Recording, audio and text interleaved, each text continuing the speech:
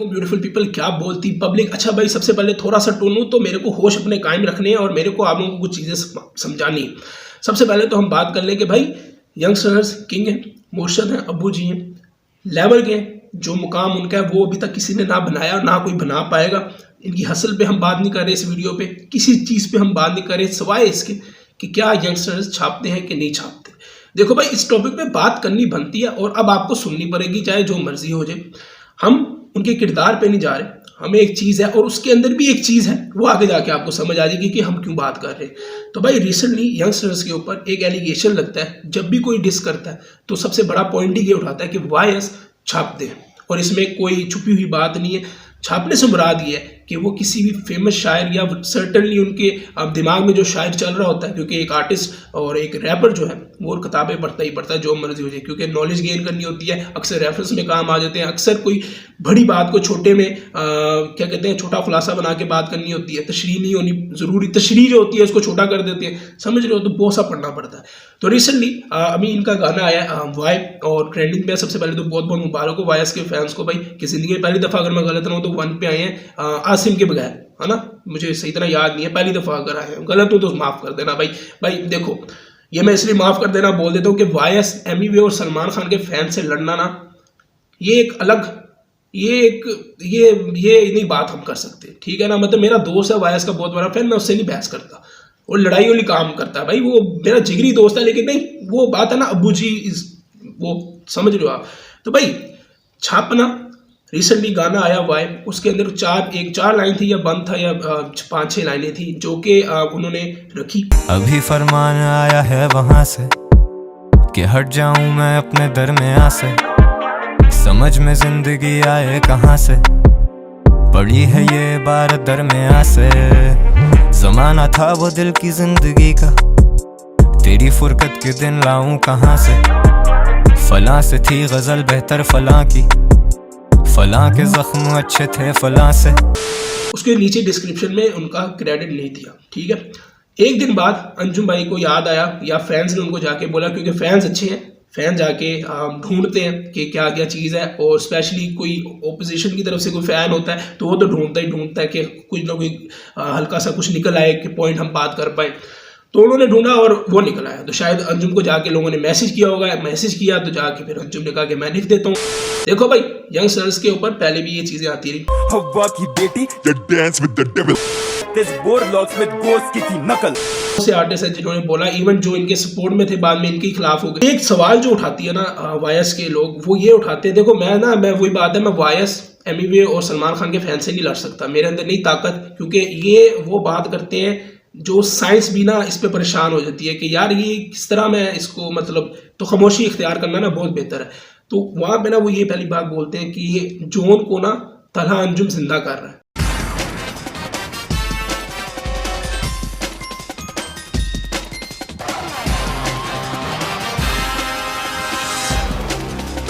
मैं समझ सकता हूँ ये बातें, या नहीं समझ सकता, मुझे नहीं समझ आती, लेकिन चलो हम ये बात मान लेते हैं कि जोन को जिंदा कर रहे हैं अपनी शायरी के जरिए। लेकिन क्रेडिट देना ना बहुत ज़रूरी हो गया हुआ है। और इसके आगे एक और बात करते हैं वॉइस के फैंस, वो ये कहते हैं कि जो कोक स्टूडियो के अंदर गाने लोग गाते हैं वो सारे के सारे लिरिक्स किसी ना किसी शायर के होते हैं। तो भाई मैं यहाँ पे एक छोटा सा आपको बता देता हूँ, ये मैं पहले भी बोल चुका हूँ कि सिंगर और रैपर में फ़र्क है। सिंगर जो है वो किसी की लिरिक्स गाता है, ठीक है ना, वो गाता है, और रैपर जो होता है वो अपने लिरिक्स लिखता है। इस तरह अंजुम ने खुद बोला हुआ है कि किसी की लिरिक्स उठा के अपने गानों में यूज़ करना, ये नहीं बोला ये क्रेडिट देना है कि नहीं, वो थोड़ा अजीब सा लगता है। वो वीडियो आपने देखी होगी। रैपर होता है वो कभी हमेशा अपने लिरिक्स यूज़ करता है, और किसी और के लिरिक्स यूज़ करना मतलब अपने आप पे काफ़ी मतलब ऑफेंसिव लगता है कि यार मैं किसी और के लफ्ज़ यूज़ कर रहा हूँ। तो मतलब मेरी जितनी भी पोएट्री है वो सारी मैंने खुद, ठीक है। तो कोक स्टूडियो में जब भी, पता नहीं आपने कौन सा कोक स्टूडियो खोला था, एक है COKE वाला, एक है COCK वाला। अब आप कौन सा कोक स्टूडियो खोल के बैठे ये मेरे को नहीं पता, लेकिन आप जब डिस्क्रिप्शन खोलेंगे कोक स्टूडियो का तो नीचे जिसके लाइंस या जिसके लिरिक्स होते हैं ना उसका नाम लिखा गया होता है, ठीक है। इतनी बात यहाँ पे होगी खत्म, ठीक है। यहाँ पे फिर मैं आपको याद करा देता हूँ कि तलहा अंजुम और यंगस्टर्स जो भी है तीनों हैं, ये किंग है, ये अब्बू जी है, ये शनाख्ती कार्ड में हम लिख देते हैं। अब लोग तो यहाँ पे आके कह देते हैं कि ये आप गलत हैं, यंगस्टर्स ने अपना सारा कुछ करके बनाया है। बिल्कुल ठीक बात है। अब यहाँ पे दूसरा पहलू ये उठता है जिस पे मैं बात करने आया हूँ कि क्योंकि मैंने पहले आपको बोला कि वायस और एमिवे और सलमान खान के फैन से लड़ना बहुत मुश्किल हो चुका हुआ है, ज़िंदगी बड़ी मुश्किल होती है हमारी। एक है आर्टिस्ट बहुत अच्छा उमर अंजुम, बहुत बड़ा नाम है उनका और तलहा अंजुम के भाई हैं, अल्लाह उनको और कामयाबी दे दिन ब दिन। और लोग भी कमेंट्स के अंदर बोल रहे होते हैं you are improving day by day, मैंने ये कमेंट्स बहुत सुनता हूँ ना। तो उन्होंने ना पहला डिस जो निकाला था ना वो अशर खान के ऊपर निकाला था, और वो अगर मैं गलत ना हूँ उसने तलहा अंजुम के लिरिक्स यूज कर दिए थे और उसने कहा था कि मेरा रैप है। चुत्तू से बीट सारी करे ममल रैप, लिरिक्स से छापते आवाजें हैं पतली, बोलियों पे मुजरे कमर इनकी पतली, क्रीमें लगा के करे रंग अपने गोरे, टिकटॉक पे कमर झटक रैप छोड़ दे लोड़े। हाजिर हैं फेक रैपर्स हाजिर हैं। फिर एक तैमूर बे करके आर्टिस्ट है जिसने वो था लाजवाब गाना था उसका ना, काफ़ी ज़्यादा लिरिक्स जो है ना वो जॉन एलिया के छापे हुए थे, ठीक है। तो तलहा उमर अंजुम ने एक गाना बनाया था चीप स्केट्स करके कुछ, जो कि अब डिलीट कर दिया मेरे ख्याल से, friendship now and war now friendship with Taimur Bey हो चुका हुआ है। तो उसमें वो कहते हैं कि अंदर रॉक्स तो फिर ये ले सच कड़वा, जो छाप के भी ना चले बोलो उसे। I'm tired of the cheapskates, I'm fired, I'm heat, I'm great। कि भाई इतना कैसे लोग मैनिपुलेट कर लेते हैं मेरे को नहीं समझ आती, कि क्रेडिट मेरे को नहीं आता समझ के भाई ये किस तरह सेम सिचुएशन वहां पे भी हो रहा है ब्रो, सीन वहां पे भी हो रहा है, लेकिन लोग वहां पे नहीं बोलेंगे और यहाँ पे बोलेंगे। लोग बाइज्ड इतने हो जाते हैं जिसकी कोई हद नहीं। और इसकी वजूहत दो चीज़ें हैं जहाँ तक मेरे को पता है, वो ये है कि पहली तो बात है रिएक्शन चैलेंज वाले फेक है, पहली बात सीधी बात। क्यों? क्योंकि अब रिएक्शन चैलेंज वाले रैपर बन चुके हैं, रिएक्शन चैलेंज नहीं है। उनको एक दायरा बनाना पड़ता है, वो दायरा ये है कि इससे बाहर नहीं निकलेंगे, हम सच नहीं बोलेंगे, क्योंकि उन्होंने अपना रैप भी प्रमोट करना है। तो हर फैन का या आप जब भी किसी आर्टिस्ट का रिएक्शन देखते हैं अपने फेवरेट आर्टिस्ट का, तो आपकी यही उम्मीद होती है कि वो जानी मेरे आर्टिस्ट के फुल पुल अप कर दे और उसको इतनी तारीफें दे कि मैं कहूँ कि big fan, nice reaction bro, you have big knowledge, big cock, ठीक है ना। तो आप ये चाहते हैं, ठीक है। तो वो इस तरह आपके साथ कर लेते हैं कि आपको अपना सर्कल में रख लेते हैं और आगे सच तो बोलना नहीं है, कोई मसला नहीं, उनका हक है, आप बंदे का अपना हक है, किसी से सड़ना नहीं चाहिए, किसी से जलना नहीं चाहिए। आप पीछे हैं तो इसका मतलब ये थोड़ी है कि आप जलना शुरू हो जाए। दूसरा काम है मीम्स पेज, जो भी जितने भी मीम पेज हैं पाकिस्तान के अंदर, भाई ये सब के सब ना मिलके हमको पागल बना रहे हैं या हम हैं। उनको नज़र आता है जो सा आर्टिस्ट सर्टन टाइम के लिए हिट होता है ना ब्रो, वो उनकी साइड ले लेते हैं सीधा। वो ये नहीं देखते कि कौन सच बोल रहा है, कौन झूठ बोल रहा है। मैं बात ये नहीं कर रहा कि मैं बात ये मतलब समझाना ये चाहता हूँ, मैं खुद कन्फ्यूज हूँ भाई कैसे समझाऊँ कि भाई दूसरे आर्टिस्ट के ऊपर जब बात करनी है तो अपने आर्टिस्ट को नहीं देखना हमने, तो ये चीज़ ना समझ नहीं आती। और जितने भी छोटे छोटे एमडी नेशन है, आदि है, मार्शल है ना, फरी स्टार, फ्यूरी स्टार है, बलाज है, दावर है, ये सारे आर्टिस्ट हैं जो बहुत देर के लगे हुए हैं।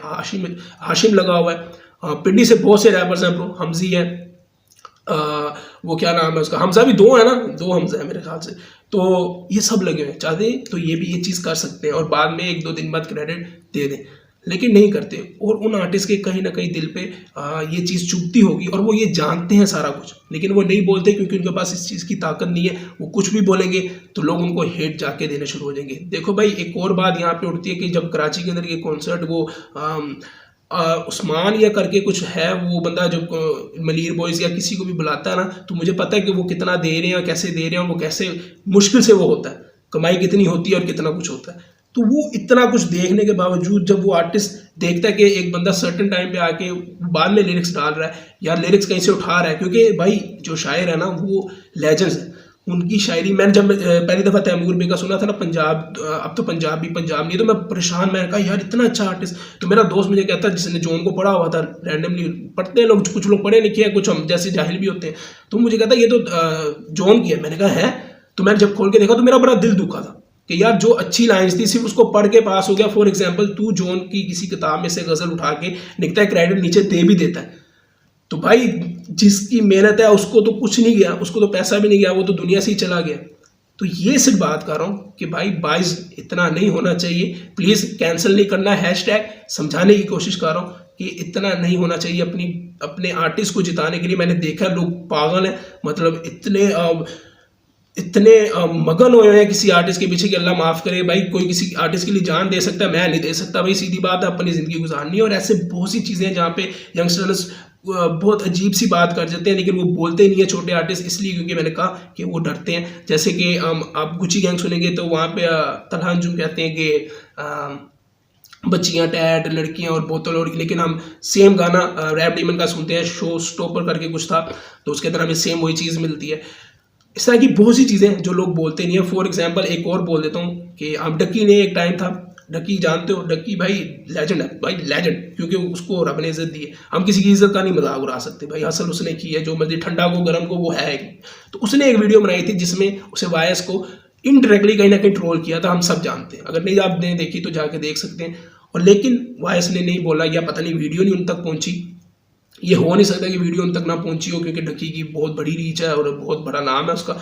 तो उसके अंदर वो बोलता है कि एक जगह पे ये रेप के ऊपर बातें कर रहे हैं, सेकंड जगह पे वो शराब और ये चीज़ें पकड़ रहे हैं। तुम लोग समझ गए ये क्या हो रहा है। तो वो उनको नहीं बोलेंगे, क्यों नहीं बोलेंगे, क्योंकि डक्की भाई ने उस वक्त, जब मुझे अच्छी तरह याद है, इनके 20 से 30 हज़ार सब्सक्राइबर्स थे या 50 के करीब थे, तो डक्की अपनी वीडियो के अंदर इनको शॉर्ट आउट देता रहता था। और मुझे आज भी याद है इनके जितने गाने थे उसके नीचे लिखा होता था हम डक्की की तरफ से हैं, हम डक्की की तरफ से हैं। आज कई कमेंट या तो डिलीट, मुझे नहीं लगता, या तो डिलीट हो गए होंगे, या तो अब फेम बहुत ज़्यादा आ चुका है तो शायद नीचे चले गए होंगे। तो बहुत सी ऐसी चीज़ें हैं जो छुपी हुई हैं, लेकिन लोग बोलते नहीं। ये गलत चीज़ है, और बाइस्ड इतना ना हो कि तुम्हें कुछ नज़र ही ना आए। सो प्लीज़ इस चीज़ को समझने की कोशिश करना। मैं ये नहीं कहने आया कि वो गलत था, ये सही था। मैं ये कह रहा हूँ कि पब्लिक इतनी अन्नी के कूसे में क्यों बड़ी हुई है, सब कुछ आंखें खोल के देखे। मैं गलत हो सकता हूँ, 110% मैं गलत हो सकता हूँ, लेकिन जो बड़े आर्टिस्ट हैं उन लोगों ने डिस में यही बोला है कि वायस छापते हैं। तो इस चीज़ से बचना चाहिए। गोस्ट राइडिंग जो होती है वो हॉर्स राइडिंग नहीं है, ठीक है ना, तो उसको दूर ही रखें। क्रेडिट दे के भी ना ब्रो, मैं वही बात करूँ कि मैं बैठा हूँ और मैं बैठ के किसी भी बड़े जॉन एलिया की कोई गज़ल पकड़ के लिख दूँ और गा दूँ, लोगों ने यही कहना वाह वाह वाह क्या बात है। लेकिन जब 5-6 लाख व्यूज़ को क्रॉस हो जाने तो तैमूर की तरह मुझे भी लोगों ने गालियाँ देना शुरू कर देनी है, लेकिन फ़र्क कोई नहीं पड़ेगा क्योंकि मैं भर चुका हूँ आगे। सो ये बात थी, और प्लीज़ इस चीज़ को समझने की कोशिश करना, गलत ना लेके जाना। लेके भी जाओगे तो कोई फ़ायदा नहीं है। आने वाले 10 साल बाद लोग ये वीडियो ही देखेंगे, जब वो रेकमेंड में आ जाएगी ना, रैप अपने मुल्क के अंदर फैल जाएगा, तो भाई वो छोटे आर्टिस्ट जो बैठ के इतनी मेहनत कर रहे हैं, जो अपने लिरिक्स लिख रहे हैं, उनको बहुत तकलीफ होती है।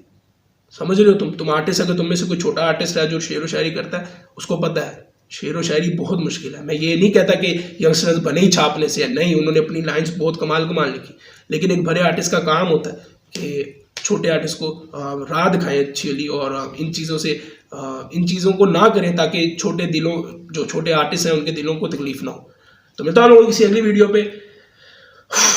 आज फिर सीन या सोना है, तो हाँ मिलता हूँ आप लोगों को किसी अगली वीडियो में। तब तक लिए बाबा जी, यस कमान। कला से मिले फल थे, बदलते दिखे रंग थे, सगे ना मेरे कल थे, सहे जो मैंने दर्द थे, फिजा में बिना पर के सफे में फाड़ू भर के रहे ना कबू डर पे न डर, तुझे कुछ न खबर बने शक से न घर करे वक्त सबर, तो ये वक्ती जिक्र तख्त की फिक्र बने लख्त जिगर, दर दर की नगर का सफर था नगर, टूटे नए ख्वाब मेरे सोया नहीं, मैं रात को जो झूठा के टालते थे, बने फिरे यार वो खुदा अपने आप में, तू जले मशाल बोल चाल में साल में बना बहुत मैं काबिल बना।